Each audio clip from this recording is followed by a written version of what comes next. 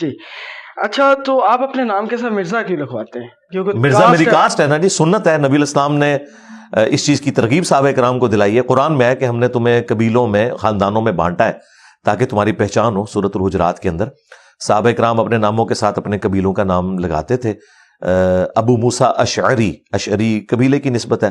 ابو ذر غفاری، غفاری قبیلے کی نسبت ہے. ابو ہریرہ الدوسی، یہ ان کی قبیلے کی نسبت ہے. خود ہم رسول اللہ کو ہاشمی کہتے ہیں، تو ہاشمی آپ کے قبیلے کی نسبت ہے. تو یہ قبیلوں کی نسبت اپنے ناموں کے ساتھ لگانا یہ اللہ تعالیٰ کو پسندیدہ ہے. تو مرزا ہماری کاسٹ ہے، مغل فیملی سے ہم تعلق رکھتے ہیں.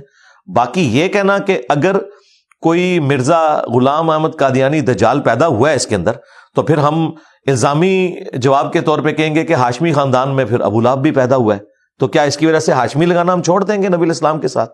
ایسا تو نہیں ہوگا. ابو لہب بھی ہاشمی ہے جس کے اوپر قرآن کی پوری سورت نازل ہوئی ہے. اتنا بدبخت اور کوئی کافر نہیں ہے.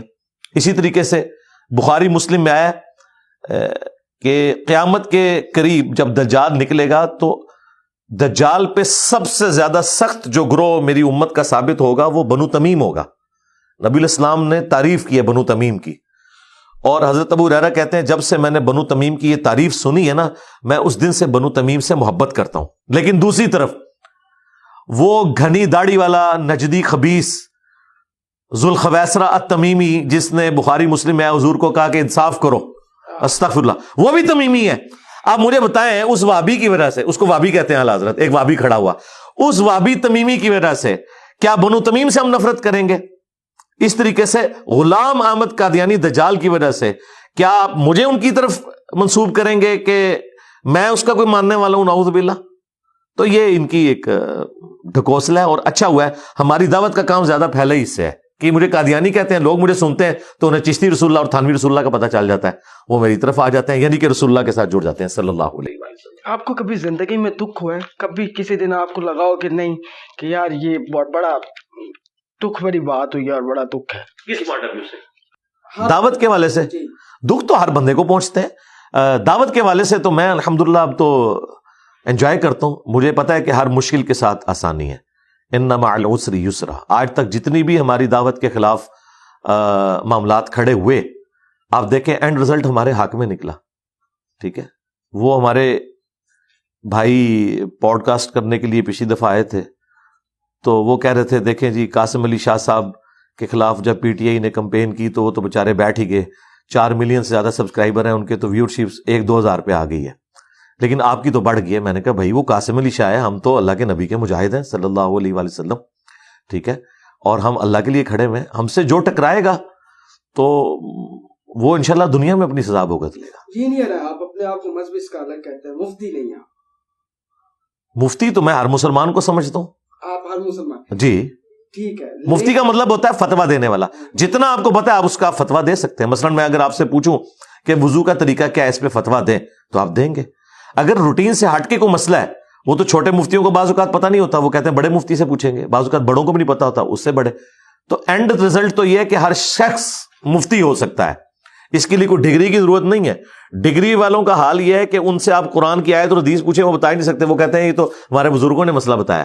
تو مفتی تم کہاں کے ہو؟ یہ مفتی نہیں، یہ نقال ہے. نقال ایک ٹرم ہے فقہ کی جو نقل کرنے والا ہوتا ہے. مفتی یہ کہاں سے ہو گئے؟ یہ صرف اپنے بزرگوں کے فتوے نقل کرتے ہیں. عمران خان کو بھی آپ نے جھنجھوڑا، عمران ریاض خان کا بھی ذکر کیا، صحافت کو بھی نچوڑ دیا، منصور علی خان صاحب بھی، اس کے بعد سیاستدان، یہ سارے مطلب ہیں. مطلب آپ کو ڈر نہیں لگتا کسی بھی اسٹیبلشمنٹ کا بھی نام آپ پہ دھڑک لے رہے ہوتے ہیں، ان کے نام بھی لے رہے ہوتے ہیں، پھر آپ کے خلاف تمام منصور علی خان صاحب نے بھی ویڈیو بنائی جب عمران ریاض والا واقعہ ہوا، عمران خان کے کلیریفائی ہو گیا تھا نا ان کو. وہ تو بیچاروں نے غلط فہمی سے بنائی تھی. انہوں نے خود کہا کہ مجھے نہیں پتا کہ ویڈیو پرانی ہے یا نہیں ہے، اس کے باوجود انہوں نے کیا. باقی جو ہم اوپینین دیتے ہیں وہ تو دلائل کی روشنی میں، ہم خلاف کسی کے نہیں ہیں میرے بھائی. ووٹ ڈالتے ہیں آپ؟ ہاں جی ووٹ ڈالتا ہوں. کس کو ڈالا لاسٹ ٹائم آپ نے؟ نہیں یہ تو میں نے نہیں بتانا، وہ میرا اپنا راز ہے. ہمارے اسٹوڈنٹس پھر وہ اس چیز کو فالو کرنا شروع کر دیں گے. ہم یہ کہتے ہیں کہ جو آئین کی حکمرانی کے لیے کھڑا ہو، ووٹ کو عزت دو کا نعرہ لگائے اور آئین کی حکمرانی چاہتا ہے اس کو آپ ووٹ ڈالیں، بھلے وہ نواز شریف ہو، بھلے عمران خان ہو، بھلے بلاول بھٹو. تمام مکتبہ فکر نے اپنے اپنے مدرسے بنائے ہوئے ہیں. آپ نیا ٹرینڈ لے کے آئے اکیڈمی کا، تو اس حوالے سے کیا یہ اکیڈمی تو ہم نے ایک اس کا نام رکھا ہے نا اس اعتبار سے کہ ہم مدرسے کا اگر نام یوز کرتے تو مدرسے میں تو لوگ پڑھتے ہیں آ کے ریگولرلی، وہاں پہ لوگ رہائش پذیر ہوتے ہیں اور ایک پورا ایک سسٹم ہوتا ہے. یہاں پہ تو اس طرح کا کوئی سلسلہ نہیں، ہفتے میں ایک دن اکیڈمی کھلتی ہے، اس کے اندر درس ہوتا ہے اور پوری دنیا سے لوگ آتے ہیں، اپنے سوالات رکھتے ہیں، میں ان سوالات کے جوابات. بابو کے آپ خلاف ہیں، کل کو اگر آپ کی اللہ نہ کرے ہر بندے نے جی موت کا ذائقہ چکھنا ہے، انتقال ہو جاتا ہے. اگر آپ کے اسٹوڈنٹ نے آپ کی قبروں پہ آ کے، آپ کی قبر پہ آ کے دعائیں مانگنا شروع کر دی، مجدد کا لفظ مل گیا، آپ ہی بابے بن گئے، تو پھر نہیں دعائیں ان کی جی میں بتاتا ہوں، دعائیں ان کی قبروں پہ لوگ جا کے مانگتے ہیں ان سے جن لوگوں نے خود اس طرح کی تعلیمات دی ہوتی ہیں. مجھے بتائیں کہ جو لوگ ان چیزوں کے خلاف ہیں ان سے تو جا کے کوئی نہیں مانگ رہا. مجھے بتائیں امام ابن تیمیہ وہ ان سارے بزرگ بابوں کے خلاف تھے، ان کی قبر پہ تو کوئی جاتا ہی نہیں ہے مانگنے کے لیے، کیونکہ انہیں پتہ ہے یہ خلاف ہے. تو جو لوگ اس طرح کی چیزوں کے خلاف ہوتے ہیں اس ماڈرن دور میں تو اب کوئی ایسا معاملہ کرے گا نہیں، کسی کے ساتھ نہیں کر سکتا جو خلاف ہے. مجھے بتائیں ان پچھلے 10-15 سالوں میں کیا آپ کا مزار نہ بنے؟ مجھے کرنے کی ضرورت ہی نہیں میرے بھائی، کیوں بننا ہے مزار؟ مزار تو ان کا بنتا ہے جو مزارات کے قائل ہیں، تو ہمیں وصیت کرنے کی ضرورت ہے. وہ کارل مارکس جب زندگی موت کی کشمکش میں تھا نا، تو اس سے کسی نے پوچھا کہ آپ کچھ کہنا چاہتے ہیں؟ وہ کہتے ہیں اس موقع پہ وہ لوگ کہتے ہیں جنہوں نے زندگی میں کچھ نہ کہا ہو. یہ تو فضول حرکت ہے کہ آخری وقت میں مجھ سے پوچھ رہے ہو کچھ کہنا چاہتے ہیں. اس نے کہا میں نے جو کہنا تھا کہہ لیا، میں نے ڈاس کیپیٹال لکھ کے آپ کے حوالے کر دی ہے، تو مجھے بھی کوئی وصیت کرنے کی ضرورت نہیں. میں لوگوں کو رسول اللہ کے ساتھ جوڑا ہے. نبی الاسلام کی نبوت کا یہ معاملہ تو قیامت تک کے لیے انشاءاللہ ختم نبوت کی برکت سے. کارل مارکس کا ذکر کیا تو وہ آپ کا پچھلے پوڈ کاسٹ کے اندر ایک بات تھی، اسلامک سیکولرزم. سیکولرزم ہوتا ہے، اسلامک یہ تو ٹرم نہیں ہے. اسلام ہوتا ہے، شریعت ہوتی ہے، لیکن یہ اسلامک سیکولرزم کیا ہے؟ اسلامک بینکنگ ہوتی ہے، وہ بھی ایک ٹرم ہے نا. ہاں تو ٹرم وہ ٹھیک ہے نا، اسلامک بینکنگ بھی درست ہے، اسلامک ڈیموکریسی بھی درست ہے. ٹرمز تو انہی سے ہم نے لینی ہے نا. ہائی کورٹ، سپریم کورٹ اور سول کورٹ، یہ ساری گوروں کی.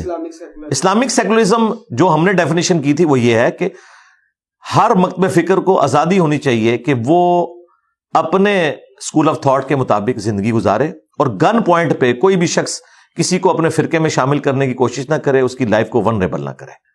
کیونکہ پاکستان میں اگر کوئی اس اعتبار سے اسلامی حکومت آتی ہے نا کہ وہ کسی فرقے کی ہو، اور یقیناً ایسا ہی ہونا ہے کیونکہ جس کی اکثریت ہے وہ آ جائے گا، تو وہ دوسروں سے جینے کا حق چھین لے گا. حقیقت ہے.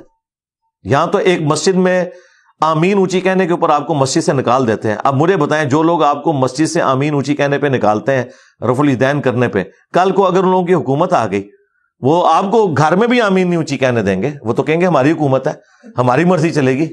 تو اس کو ہم کہتے ہیں اسلامک سیکولرزم. ایک ٹرم ڈیوائز کی جس طرح اسلامک بینکنگ، اسلامک ڈیموکریسی، آپ خلافت کا ہی ایک ماڈرن نام سمجھ لیں، اسلامک سیکولرزم، اسلامک ڈیموکریسی. یہ ہے آپ کی کوئی الگ مسجد تو نہیں ہے؟ انہی مساجد کا مساجد میں نماز پڑھتے ہیں. جی الحمدللہ. وضو کن کا ٹھیک ہے، اہل توشیوں کا یا باقی تمام؟ دونوں کا ٹھیک ہے، لیکن اہل سنت کا وضو جو ہے وہ زیادہ بہتر ہے اس اعتبار سے کہ عموماً پاؤں پہ گرد لگی ہوتی ہے، صرف مسح کرنے سے کام نہیں چلتا. اور یہ اہل تشیع بھی مانتے ہیں کہ اگر پاؤں صاف ہوں، گرد ان پہ نہ لگی ہو، پھر ہی مسح ہوتا ہے. اسی لیے بسا اوقات آپ نے دیکھا ہے وضو سے پہلے وہ پاؤں دھو رہے ہوتے ہیں. تو اہل سنت کا جو وضو ہے یہ زیادہ بہتر ہے. زیادہ بہتر.